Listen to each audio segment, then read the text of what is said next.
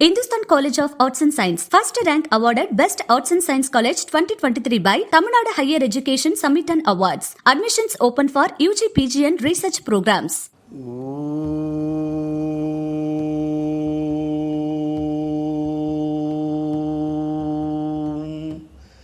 மகா எல்லோரும் அழுக்கு என்று சொல்வார்கள். ஆனால் அவர் தேகத்திலே சுரந்தது அழுக்கல்ல, நவபாசானத்தையும் மிஞ்சும் அதிசய மருந்து. அவருடைய பெயரால் அந்த ஆலயம் இயங்கி வருகிறது. அங்கே யார் வந்து கால் பதித்தாலும் என்ன வேண்டுமோ அத்துணையும் கிடைக்கும். உன்னுடைய மாறாத அன்பு என் மீது இருக்க வேண்டும், உன்னுடைய மாறாத அருள் என் மீது பட வேண்டும் என்று வேண்டினாலே அவருடைய அருளலை நம்மகிட்ட வந்துட்டா தோல்வி என்ற ஒன்றே வராது. சித்தர் ஜீவ சமாதிகளுக்கு செல்லக்கூடியவர்கள் அந்த மகா பிரம்மத்தை மனமுருகி அழைத்தால் மூச்சு எடுத்துக்கிட்டு அடிநாபியிலிருந்து ஓம்காரத்தை சொல்லி மகா பிரம்மமே நமக என்று சொன்னால் அதுதான் உண்மையான வழிபாடு. உடல், மனம், உயிர், இரத்தத்தின் ஒவ்வொரு செல்களும் சித்தருடைய நாமத்தை பணிந்து சரணடைந்து வேண்டினாலே எல்லாம் கிடைக்கும். பெண்களுக்கு தீட்டு என்ற ஒன்றே அந்த சித்தருடைய பீடங்களிலும் சித்தருடைய ஆலயங்களிலும் அதெல்லாம். வணக்கம் நேர்களே, இன்னைக்கு நம்ம கூட மூலிகை சித்தர் மகா சேவகர் தியான திரு கிரி மாஸ்டர் நாராயண சுவாமிகள் இருக்காரு. அவர்கிட்ட பேசலாம். வணக்கம். வணக்கம் அம்மா. சரி, இப்போ சித்தர் அப்படின்னாலே வந்து சித்தருடைய வழிபாடு முறைகள்னு நிறைய இடங்கள்ல நிறைய பேசப்படுது.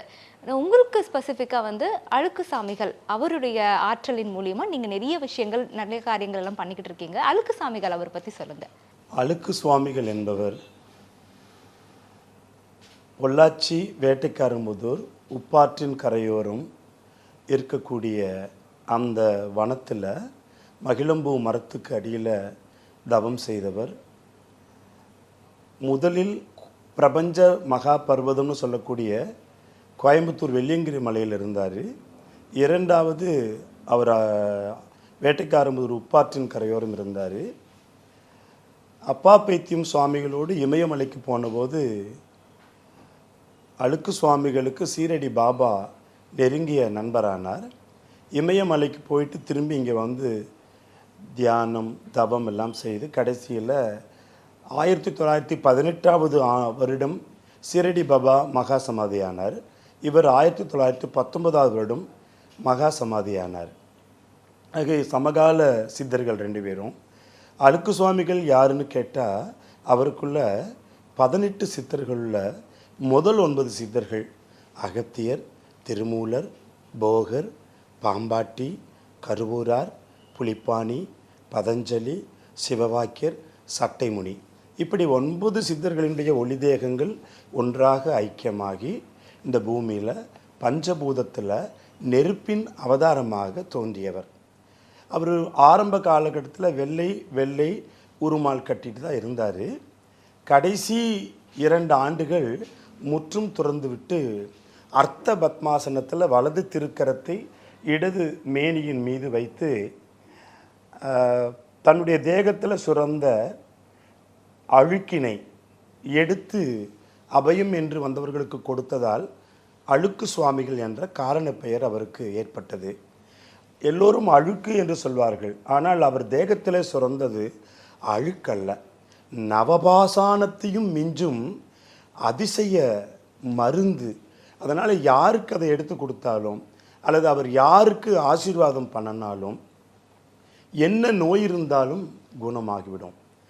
அவருடைய அருளால் தான் மேற்கு தொடர்ச்சி மலையின் ஓரத்தில் ஆனைமலை சாரல் என்கின்ற பகுதியில் அவருக்கு சித்தர் பீடம் நிறுவி 18 சித்தர்களுக்கு உலகத்திலேயே தனி பெரும் கோவில், ஏன்னா அவருக்குள்ள 9 சித்தர்கள் இருக்காங்க அப்படிங்கிறதுனால அந்த 18 சித்தர்களுக்கும் தனி பெரும் பேராலயம் நிறுவி அதன் மூலமாக ஆன்மீக சேவைகளையும் மக்களுக்கு பொது சேவைகளையும் சத்தியேந்திர சித்தர் பீடம் என்கின்ற பெயரின் மூலமாக, சத்தியத்தின் தலைவர் தான் அழுக்கு சுவாமிகள் என்கின்ற காரணத்தினால அவருடைய பெயரால் அந்த ஆலயம் இயங்கி வருகிறது.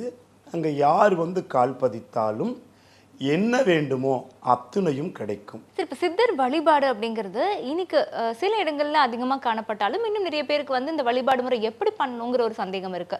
சித்தர்களுடைய வழிபாடு எந்த மாதிரி செய்யணும்? சித்தர்களிடம் போய் வழிபடுறது எப்படி கேட்கணும்னா, ஐயா எனக்கு பொன் வேண்டும், பொருள் வேண்டும், வேலை வேண்டும், அல்லது எனக்கு தொழில் வேண்டும், தொழில் அமையணும், அல்லது குடும்பம் அமையணும், வீடு வாங்கணும் அப்படின்னு எல்லாம் போய் அவங்ககிட்ட கேட்கக்கூடாது. ஏன்னா அவர்கள் முற்றும் துறந்தவர்கள்.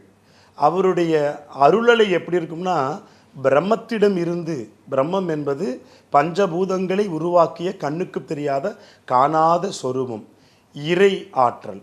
அப்படிப்பட்ட சித்தர்கள் வணங்கக்கூடிய இறைவனே எப்படின்னு கேட்டிங்கன்னா, ஆணுமல்ல பெண்ணுமல்ல அழியுமல்ல, எங்கும் ஏகமாய் நிறைந்திருக்கக்கூடிய ஒரு காணாத சொரூபம்.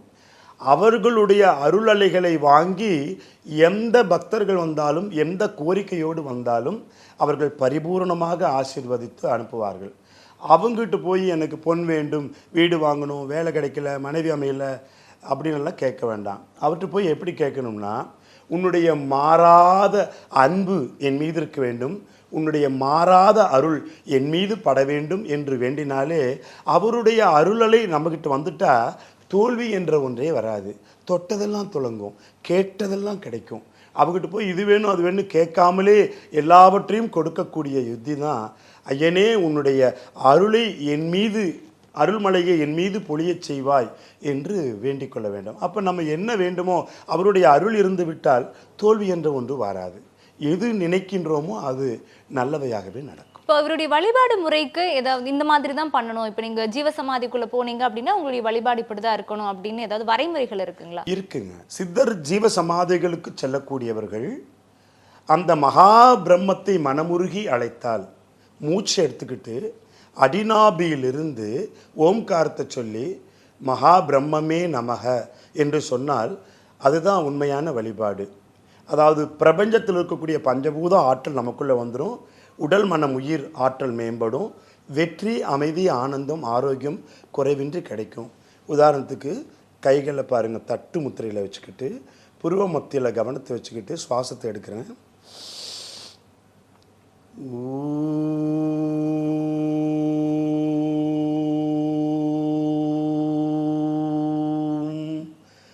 மகா பிரம்மமே நமக என்று பிரம்மத்தினை வழிபட்டால், சித்தர்கள் எங்கு பரபிரம்மம் இருக்கிறதோ அங்கெல்லாம் சித்தர்கள் அருவமாக இருப்பார்கள். பஞ்சபூத ஆற்றல் சமநிலைப்பட்டுவிடும். பஞ்சபூத ஆற்றல் சமநிலைப்படுகிற இடத்துல சித்தர்கள் எங்கும் அருவமாக வியாபித்திருப்பார்கள். அவர்களை பார்க்க முடியாது, ஆனால் அவர்களுடைய அருள் அலையை உணர முடியும். மேலும் சொல்லப்போனால் இறையாற்றலை எப்படி உணரலாம்னா, இப்போ நம்ம வீட்டில் பாத்திரமெல்லாம் கழுவுவோம், தண்ணி வெளியே போகும். அந்த தண்ணி போகிற இடத்துல மண் பார்த்திங்கன்னா சேரும் சகதியுமாக இருக்கும். அந்த இடத்துல ஒரு காய்ந்த மல்லிகைப்பூ குச்சியை போடுங்க, அது இருக்கக்கூடிய ஈரப்பதம் காஞ்சு போன குச்சி சாக்கடை தண்ணியை உறிஞ்சிக்கிட்டு ஒரு 4 நாளைக்கு அப்புறம் பார்த்திங்கன்னா செந்தளிர் அதிலிருந்து விடும். போட்டது காஞ்ச குச்சி, அந்த செந்தளிரை உள்ளே மறைத்தது யார்? அதுக்கப்புறம் பார்த்திங்கன்னா அந்த செந்தளிர் பச்சை நிறமாக மாறி இலைகளாக மாறும். ஆஹா, என்ன அற்புதம்! இன்னும் சில நாள் போயிடுது.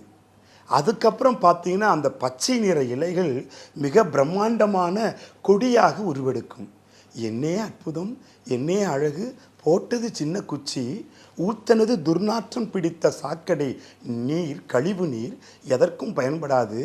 இந்த குச்சி அதற்குள் நீரை உள்வாங்கி பிரபஞ்சத்தில் இருக்கக்கூடிய சக்தியை எடுத்துக்கொண்டு செந்தளிர் பச்சை நிற இலைகள்.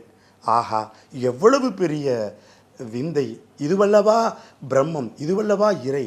அதைவிட அந்த பச்சை நிற இலைகள் ஒரு நாள் மாலை வேளையில் சென்று பார்க்கிற போது அதில் வெள்ளை நிற மொட்டுக்கள். ஆஹா, என்னே அழகு, என்னே அற்புதம், என்ன விந்தை, இதுவல்லவா பிரம்மம், இதுவல்லவா இறை, இறைவனை உருவமாகவா பார்க்க வேண்டும், எங்கும் நீக்கமர நிறைந்திருப்பவர் அல்லவா இறைவன், இதுவல்லவா இறை. அந்த வெள்ளை நிற மொட்டுக்கள், வெள்ளை சாயத்தை பூசியது யார், வெள்ளை நிற மொட்டுக்களை அங்கே வைத்தது யார், இலைகள் ஒரே மாதிரியாக எல்லா இடங்களிலும் ஒரே வடிவத்தை கொண்டு, என்னே அற்புதம், இதுவல்லவா இறைவனின் படைப்பு, இதுவல்லவா இறைவனின் கருணை. அதைவிட அந்த மொட்டு ஒரு நாள் மாலை நேரத்திலே அருகில் சென்று நின்றேன், மெல்ல விரிந்தது. அப்பா, என்னே நறுமணம், சுண்டி இழுக்கும் அற்புத வாசனை. ஊற்றியது துர்நாற்றம் பிடித்த நீர், ஆனால் ஓரறிவு தாவரம் அதை எடுத்துக்கொண்டு மலர்கிறதே, அதிலிருந்து வெளிப்படும் வாசம். என்னே பிரமிப்பு, பிரம்மம், பிரம்மம், இறை, இறை எங்கும் நீக்கமர நிறைந்திருக்கிறது என்பதற்கு இதுவல்லவா சான்று. சித்தர்கள் சொல்லும் வழிபடும் முறையே கண்ணில் காணும் அனைத்தும் பிரம்மத்தால் படைக்கப்பட்டது என்பதை உணர்வதற்காகத்தான் சித்தர்கள் இவ்வளவு அழகாக சொல்லுகிறார்கள். இப்ப நம்ம ஜீவசமாதி போயிட்டு எந்த மாதிரியான வழிபாடுகள் நடத்தணும்னு கேட்டோம். நீங்க இந்த பிரம்மம் அப்படிங்கிற அந்த விஷயம் பண்ணாலே போதும் அப்படின்னு சொல்லியிருந்தீங்க. இப்ப நம்ம பூஜைக்காக கொண்டு போயிட்டு இந்த பொருட்கள் கொடுக்கணும், ஏன்னா சித்தர்கள் அப்படிங்கும்போது முற்றும் துறந்தவர்கள் தான் இல்லைங்களா. அப்ப அவங்களுடைய வழிபாட்டுக்கு நம்ம போய் இதை செய்யறோம் அது செய்யறோம் அப்படின்னு இந்த பிரார்த்தனை வேண்டுதலா வைக்கிறது, நீ எனக்கு இதை கொடுத்தா நான் அதை தரேன், அந்த முறைகள் எல்லாம் சரியானது தானே? அப்படி என்னெல்லாம் பண்ணலாம்? அப்படி நான் உனக்கு இதை கொடுக்குறேன், நீ எனக்கு அதை கொடு அப்படின்னு சொல்லி போட்டு கேட்கறது தவறான முறை. உண்மையாக, அதாவது உடல், மனம், உயிர், இரத்தத்தின் ஒவ்வொரு செல்களும் சித்தருடைய நாமத்தை பணிந்து சரணடைந்து வேண்டினாலே எல்லாம் கிடைக்கும். அதை விட்டுட்டு போய் நான் எனக்கு நீ இதை கொடு, நான் அதிலிருந்து கொஞ்சம் உனக்கு தர்றேன் அப்படின்னு சொல்கிறது நியாயம் இல்லை. அப்படி வழிபடக்கூடாது, அது தவறான வழிபாடு. ஊனுருக உளமுருக கசிந்து கரைந்து ஒட்டுமொத்த சரணாகதி அடைந்தாலே நாம் கேட்ட எல்லாமே கிடைக்கும், கேட்காததும் கிடைக்கும். எது வேண்டுமோ அது ஹிமாலய வளர்ச்சிக்கு கொண்டு போய் விடும். இப்போ பெண்கள்லாம் தீட்டு ஆயிடுச்சு அப்படின்னா கோவில்களுக்குள்ள போகக்கூடாது அப்படின்னு சில கோவில்களுக்கு அந்த வழிமுறைகள் கட்டுப்பாடுகள்லாம் இருக்கு. ஜீவசமாதிக்கு போயோ சித்தர் வழிபாடுகள் பண்ணணும் அப்படின்னா இந்த மாதிரி பெண்களுக்கான கட்டுப்பாடுகள்னு இருக்கா? சித்தர்களுடைய ஜீவசமாதியில் எங்கெல்லாம் லிங்கம் வச்சுருக்காங்களோ அங்கே உள்ளே விட மாட்டாங்க. ஆனால் பெரும்பாலும் ஜீவசமாதிகளில் பெண்கள் தாராளமாக உள்ளே போகலாம். ஏன்னு கேட்டிங்கன்னா, பெண்களுக்கு தீட்டு என்ற ஒன்றே அந்த சித்தருடைய பீடங்களிலும் சித்தருடைய ஆலயங்களிலும் அதெல்லாம் ஏற்றுக்குவாங்க. சித்தர்களுக்கு உள்ளன்போடு உள்ள தூய்மையோடு புறசுத்தம் வேறு, அகச்சுத்தம். அகசுத்தத்தோடு உள்ளே சென்றால் நாம் எந்த நிலையில் இருந்தாலும் பல்லு விளக்கணும், குளிக்கணும், முகம் கழுவணும் அப்படியெல்லாம் கிடையாது. உண்மையாக மாறி உள்ளன்போடு சென்று உள்ள வழிபடலாம். கர்ப்ப கிரகத்துக்குள்ளேயே போகலாம். மேற்கு தொடர்ச்சி மலையின் ஓரத்தில் இருக்கக்கூடிய சத்யேந்திர சித்தர் பீடம், அழுக்கு சுவாமிகளுடைய அந்த பீடத்தில் யார் வேணாலும் உள்ளே போகலாம். அங்கே பூசாரிகள் கிடையாது. பெண்களே சென்று மூலிகை தீர்த்தாபிஷேகம் பண்ணலாம், பெண்களே வழிபாடு செய்யலாம். அப்படிப்பட்ட ஒரு ஸ்தலம் தான் சித்தர் பீடங்கள். பொதுவான எல்லா சித்தர் பீடங்களுமே அப்படித்தாங்க. இப்போ தீட்டு அப்படிங்கும்போது பீரியட்ஸ் ஆகிறது மட்டுமே கிடையாது. இப்போ ஏதாவது வீட்டில் இறந்துட்டாங்க அப்படின்னா அது தீட்டுன்னு சொல்லுவாங்க. இந்த மாதிரி நிறைய விஷயங்கள் சொல்லுவாங்க இல்லையா? அப்படி எந்த தீட்டுமே சித்தர்களுக்கு கிடையாது. பல்லு விளக்கணும், குளிக்கணும் அப்படின்னாலே எல்லாமே அடங்கிடுது. அதுவே தேவையில்லைங்கிறாங்க. பல்லு விளக்கணும், குளிக்கணும், முகம் கழுவணும் அப்படின்னு எல்லாம் தேவையில்லை. ஏன்னா திரு அழுக்கு சுவாமிகள் தேகத்திலேயே நீர் பட்டதே இல்லை. அவருடைய தேகத்தில் சுரந்த ஔஷதமே மருந்தாகி இருக்கிறது. அதனால் சித்தர்களுடைய பீடங்களில் கண்டிப்பாக இந்த தீட்டு கிடையாது. யார் வேணாலும் இறந்துட்டாங்க, பங்காளி உடைய தீட்டு இருக்குது அப்படியெல்லாம் எதுவுமே கிடையாது. Hindustan College of Arts and Science first rank awarded Best Arts and Science College 2023 by Tamil Nadu Higher Education Summit and Awards. Admissions open for UG, PG and research programs.